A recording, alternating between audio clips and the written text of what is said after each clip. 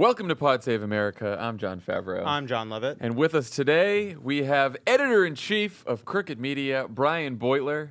Hi, Brian. Hey, guys. We are doing a special Moscow on the Potomac edition of Pod Save America today, thanks to the BuzzFeed story that broke last night. I'll tell you guys, so I did a forum at the Hammer Museum in LA about the 2018 elections that Shaniqua McClendon, our political director, put together, and about to go on stage last night, and I see in our Slack channel Michael Martinez send the story about the BuzzFeed thing, and I just saw the headline, and I was like, ooh, that seems like a big deal.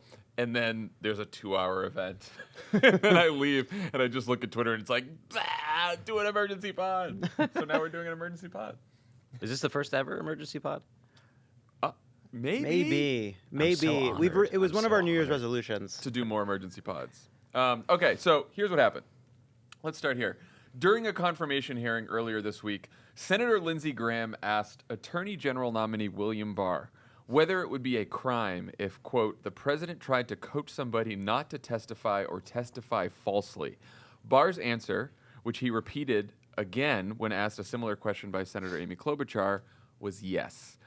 Then, last night, Jason Leopold and Anthony Cormier of BuzzFeed broke the following story. Here's the lead, quote, President Donald Trump directed his longtime attorney Michael Cohen to lie to Congress about negotiations to build a Trump Tower in Moscow, according to 2 federal law enforcement officials involved in an investigation of the matter. Trump also supported a plan set up by Cohen to visit Russia during the presidential campaign in order to personally meet President Vladimir Putin and jumpstart the tower negotiations. Quote, make it happen, the sources said Trump told Cohen. Brian, just to refresh everybody's minds, what do we already know for sure about the Trump Tower Moscow deal from both the previous BuzzFeed story by Leopold and Cormier and Mueller's sentencing memo? Right. So I guess we should start at the beginning of the story, which is that initially Trump and everyone around him denied that there were any contacts with anyone in Russia during the campaign at all. That's right. It was unequivocal. Very unequivocal. That story evolved when I believe it was Yahoo News, but it might have been BuzzFeed, also revealed that there had been negotiations between the Trump organization and Moscow about building a Trump Tower there. And this is where Michael Cohen put himself in jeopardy, is that in order to reduce the sense that maybe there was some kind of quid pro quo arrangement between the Trump campaign and Moscow, where the Trump campaign promised policy spoils, and in return Moscow delivered election assistance and maybe a Trump Tower. A tower to boot. We'll help you win the election. We'll throw in a tower. Well, it's the election if you win, the tower if you lose. Yeah, yeah, that's true. And this is an important point, because the BuzzFeed story suggests that the tower deal was going to be worth like $300 million to the Trump organization, which is bigger than any deal they've had going back decades. So Plus, it was a real inducement. That's interesting. Plus, I bet they don't. I don't think Trump Towers I don't think you get Wi-Fi with the hotel room. I think you have to. I bet they're the kind of douchey hotels where you have to pay for the Wi-Fi. But this is the key, and this is where Cohen put himself in jeopardy, and thus, put himself later in a position to incriminate Trump about pressuring him to lie to Congress under oath, is that to minimize the sense that there was some sort of illicit arrangement here, Cohen told Congress that this was a nothing deal. We had some early conversations about it. There might have been a letter of intent, but it went nowhere. And we stopped talking about it before the primaries were even over. It's not that big a deal. It turns out that the negotiations continued well into election season, and were much farther along than anyone let on, including under oath. And they involved not just Trump, but Ivanka Trump and Donald Trump Jr. And so this is reportedly what Trump asked Cohen to lie about. Cohen's already been charged. Essentially, he had confessed that he lied to Congress under oath. And Robert Mueller hinted in a sentencing memo last month. He said, basically, Cohen has been cooperating with us in good faith, including by telling us basically the provenance of this testimony that included the false statements about the Trump Tower Moscow deal. So Mueller was kind of hinting back in December that other people might have been involved in helping him craft whatever cover story he told Congress. And now BuzzFeed is saying that that was at the direction of Trump himself. So basically, Cohen tells Congress, you know what? We had this, there was the potential deal with Russia for a Trump Tower thing, but it ended in, I think, January of 16, Yeah, right?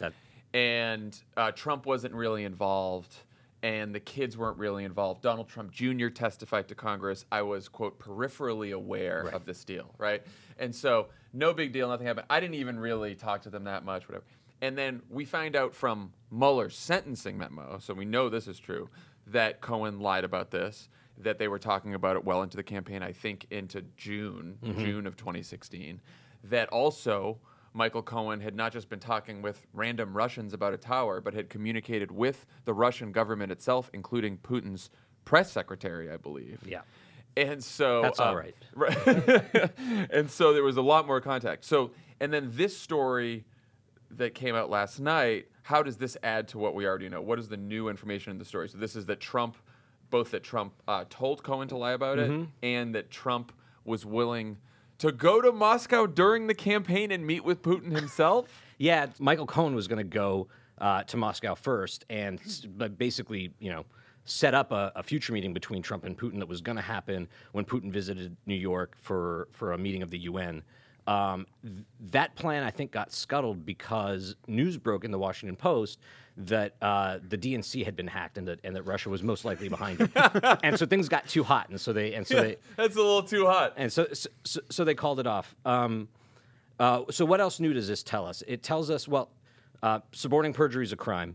Importantly, it is a crime that has formed the basis of impeachment for Richard Nixon and for Bill Clinton. So if it is substantiated by Congress that Trump did tell Cohen to lie to Congress, they either have to follow the precedent that they set in the Nixon era and in the Clinton era, or they have to kind of explain why Trump is different. And so, by the way, does William Barr, who may be Attorney General, because he just said if a president coaches someone to lie to Congress, it is a crime. It would be so Trump, by the way, to just withdraw Barr's nomination now. Just be like, He should.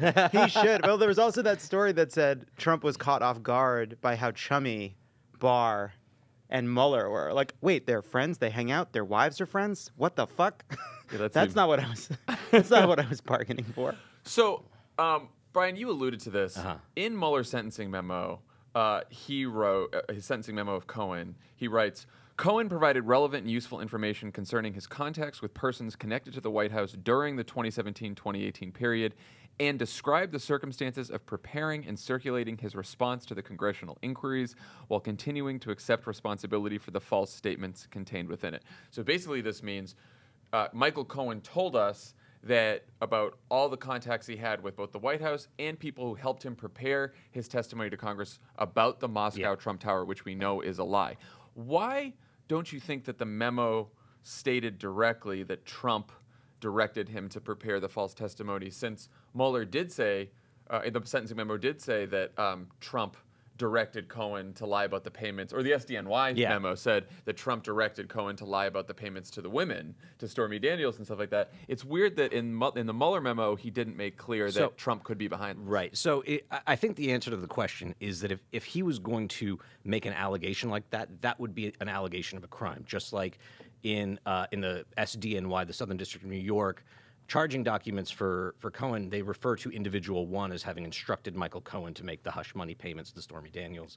And prosecutors just do not make criminal allegations outside of indictment. So this was a sentencing memo that was meant to suggest to a judge, you can be lenient with Michael Cohen because he's providing us useful information.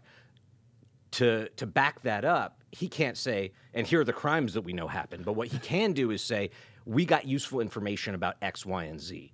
Mueller would not have put anything in this sentencing memo that was irrelevant. Like, it's not useful to Mueller if Michael Cohen truthfully said, I wrote this testimony all by myself. Nobody coached me on it. Nobody helped me with it. Nobody told me to lie to Congress. I spoke to people in the White House, and they were super honest with me about everything, and they told me tell the truth, and I lied anyway, right? Like, that would not be something that Mueller then went to a judge and said, look at how honest he was. Like, you can be lenient with him. The point of putting it in there is to suggest Cohen told us about more bad acts that happened around this testimony. And presumably, if Mueller does include this as part of whatever his report is or whatever is to come, he will do so while substantiating it. Yes. Because first of all, the BuzzFeed report doesn't just rely on Michael Cohen. Right. It relies In fact, on it doesn't rely on Michael Cohen at all. It's funny because the Giuliani, White House, Fox News, it's all the same response is, Michael Cohen is a liar.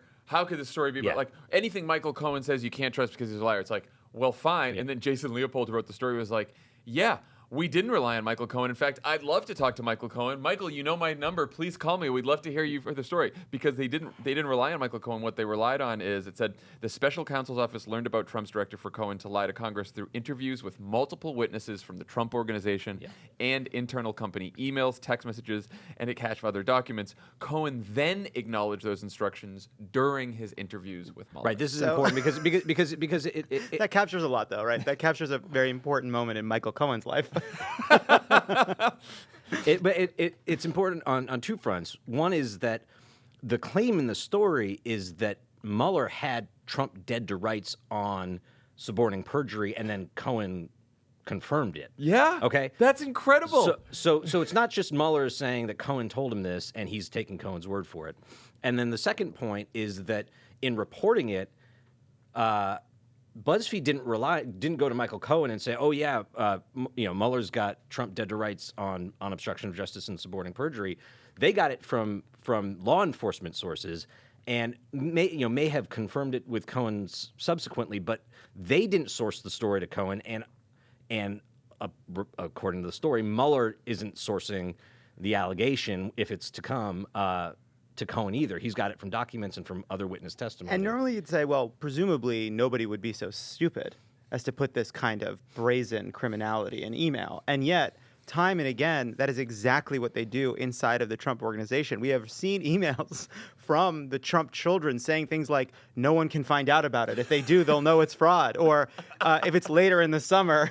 It's what you, if it's what you say, I love it, especially in the summer. Especially later in the summer. So these were people throughout the campaign. One question I have is, and I'm wondering what you guys think of this, how much of what we are looking at is a group of people in way over their head who did not believe that, who did not believe Donald Trump would be president and saw the campaign as an opportunity to make money, get a tower off the ground, all right, and get the most worth they could by giving Putin whatever they wanted in the platform. Trump could be nice during the campaign, and then they could build a tower and make some cash after the fact. I mean, one thing that I always come back to is Michael Cohen's experience of working with the Russians mirrored Donald Trump's experience on the campaign.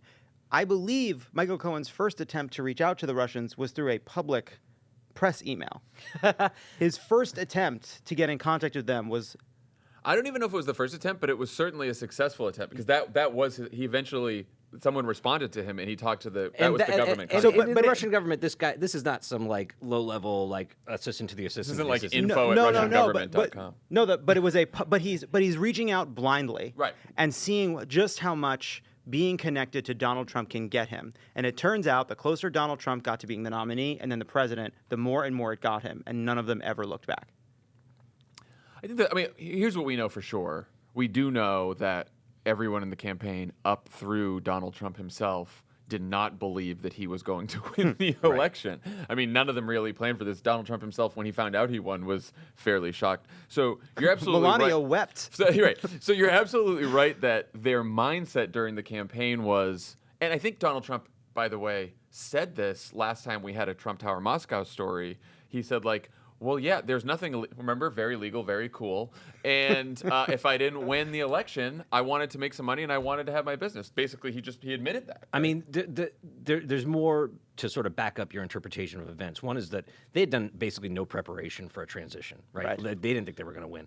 The other is, in my mind, if you go back and look at how Trump's aspect changed after he won, and both right before and right after he took office, it was sort of like, I won, oh shit, they're going to come looking for all the crimes that we committed. Right. And he pivoted to this, got to cover everything up, got to obstruct justice. I mean, I think it's very possible that he also told Mike Flynn to lie, which Mike Flynn then did lie to the FBI. And then he said to Comey, please let Flynn go. Right. And then when Comey wouldn't do that, then he fired Comey. I mean, these were it things, all makes sense. These were things that he never thought he'd have to tell everyone to lie about, because I think everyone was gonna kind of disband. Well, we gave it our all. Right, didn't right. work out. And Let's jump back into that deal. Just Let's get that tower. In the nature of things, it would look pretty bad if the Hillary Clinton Justice Department started prosecuting the Trump campaign. So they just kind of assumed they'd get away with it all. Right. It's a little bit like, when like on The Sopranos they would take over a sporting goods store. Their goal was not to sell kayaks. Their goal was to strip the copper out of the walls and use it as a place to launder money. And then all of a sudden they become the best sports store in New Jersey. What? So They become president of sports. Keep going. is it possible that Trump also he's not just content with suborning perjury by asking Michael Cohen to commit perjury? Is it possible that he committed perjury himself and lied to Mueller? I mean, Trump obstructs justice in various ways in public all the time, right? He just today, sort of subtly threatened Michael Cohen's father-in-law. It's not very subtly, Brian. Right. Okay.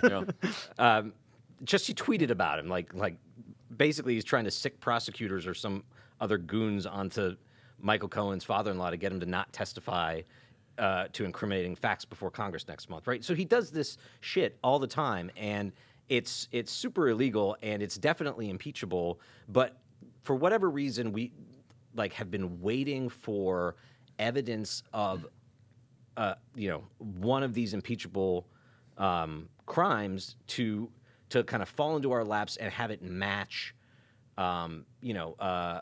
something that formed the basis of an impeachment of a past president, so that the Republicans who defend Trump and the Democrats who are hesitant to talk about impeachment have nowhere to run. They Right. can't claim this is slightly different, or we don't have enough information to substantiate this, or we don't know if prosecutors would really regard that tweet as witness tampering or whatever. Like this, if the report is accurate and Congress can substantiate it all, then it is on all fours exactly what Congress has used as a basis of impeachment in the past. So that's one reason why it's a bombshell.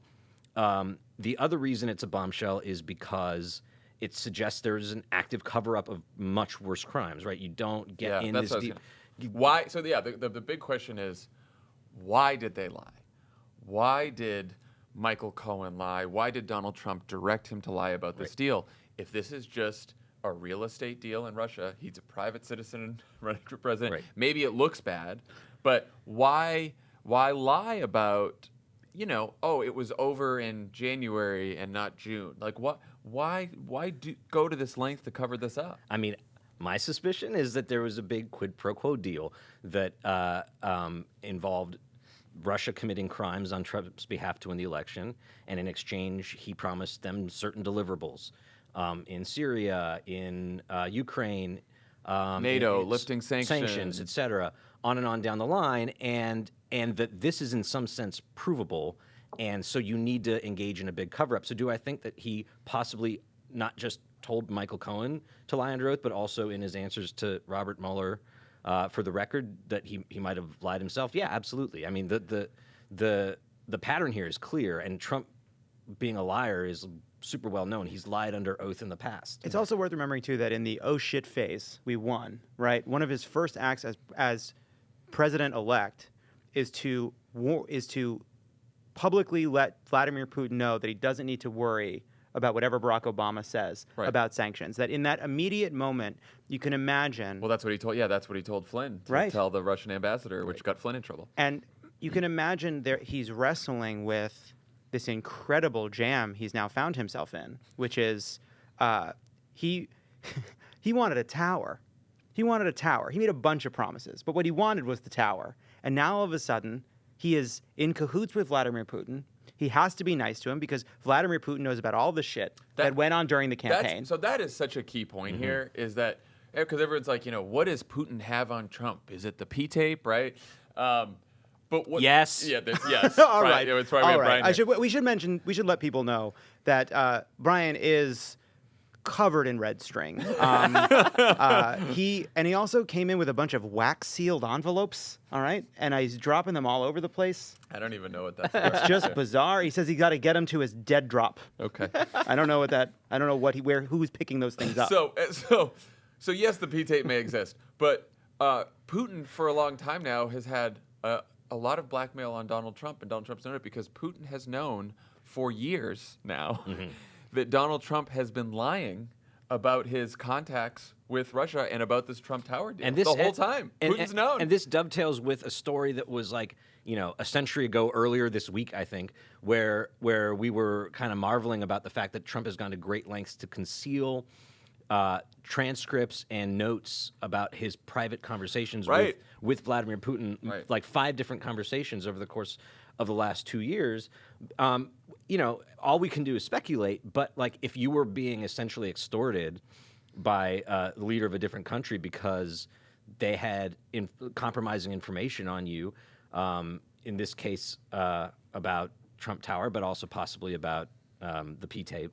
Or possibly just about other long-standing financial entanglements with nefarious and money laundering, nefarious organizations, Russian oligarchs, which Trump has been sort of in bed with for a very long time in one way or another. We are just left to wonder whether one reason Trump wants all of those transcripts, I guess they're not transcripts, notes from his interpreters to be withheld from his own government is because in those meetings there is some indication that he's being extorted, right? Whether it's super overt or not, that Trump has leverage over him and exerts it when they meet privately. And our friend Marcy Wheeler, who we've had on the pod before, points out too that this wasn't just a real estate deal with any old company in some foreign country. This was a real estate deal that involved partnering with Russian banks that were under U.S. sanctions. So that is another thing that Cohen and possibly Trump may have known, that they were about to enter into this deal with the Russian government for a real estate deal, and the funding had to come from a bank that was under sanctions by the United States, which that's not just any real estate deal. I mean, is it possible this is just the producers? That's all this has been the whole time? They just needed the show to tank, and it fucking was a hit? Yeah. It's the producers with Russian oligarchs and international conspiracies to defraud the United States. The other piece of this, too, which is always worth coming back to, is look, we know, we have a lot of data about decisions that have been made. We're trying to put together a lot of deeply strange, unique circumstances about Donald Trump and his behavior. And we don't have all the answers, and we don't know what Mueller knows. We don't know what has been over-torqued or not.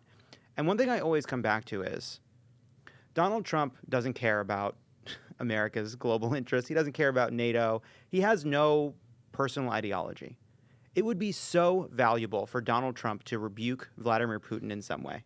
It would be so useful to him with Republicans to go out to the podium and say, do I think it would be good if we got along with Russia? You can even give him that, yes. But Russia attacks journalists, and it undermines NATO, and we love this country, and we're going to make sure that we stand up for American values.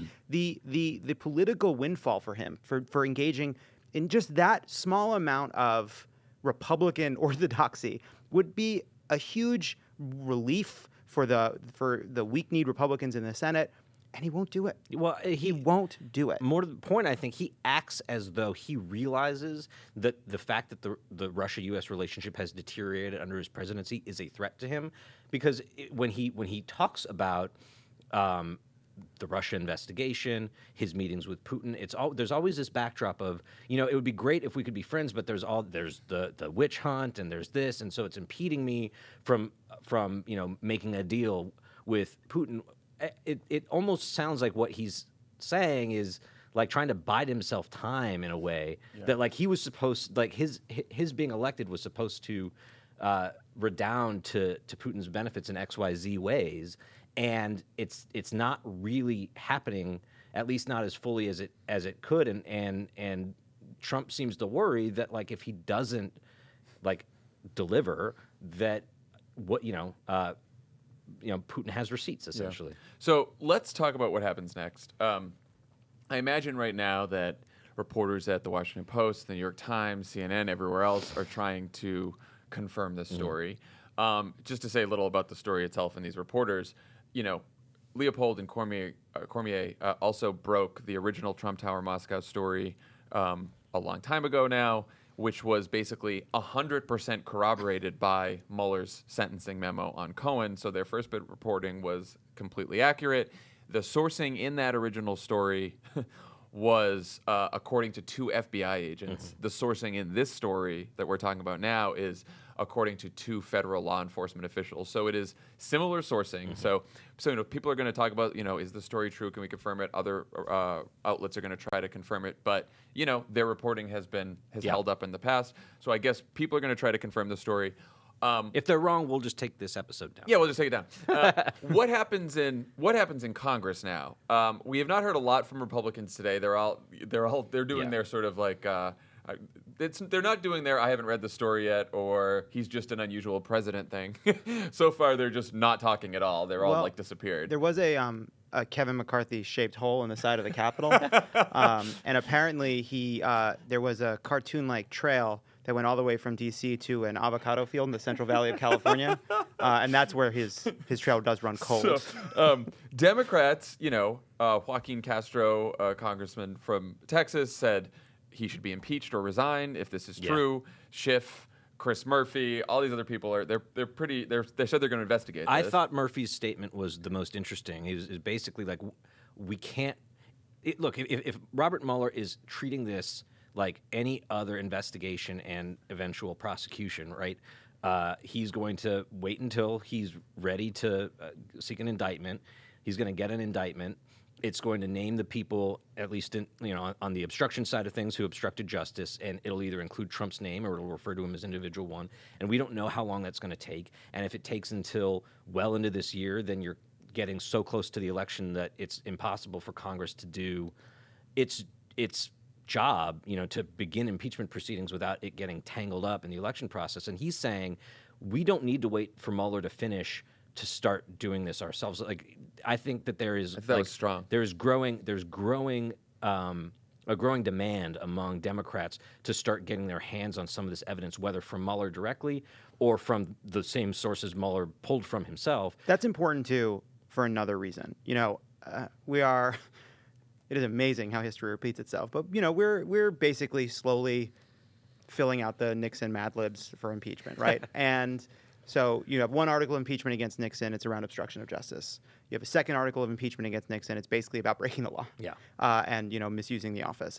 But there is a third article of impeachment, and it's basically not allowing Congress to do its job to investigate Richard Nixon. So one of the reasons it's really important to get Congress in the game is because we will learn a lot about what Donald Trump does and doesn't do, how his team cooperates and doesn't cooperate, who is willing to testify, who requires a subpoena. All of that will be informative, even as it kind of runs behind what Robert Mueller is doing. Yeah, I mean, this is an investigation of how exactly Donald Trump betrayed his country, right? And the obstruction angle on it is important, but it is as part of a cover-up of the betrayal, right? And all along, Congress, particularly Democrats in Congress, have treated the Mueller investigation as like their sort of get-out-of-jail-free card for having to take this crisis head-on, right?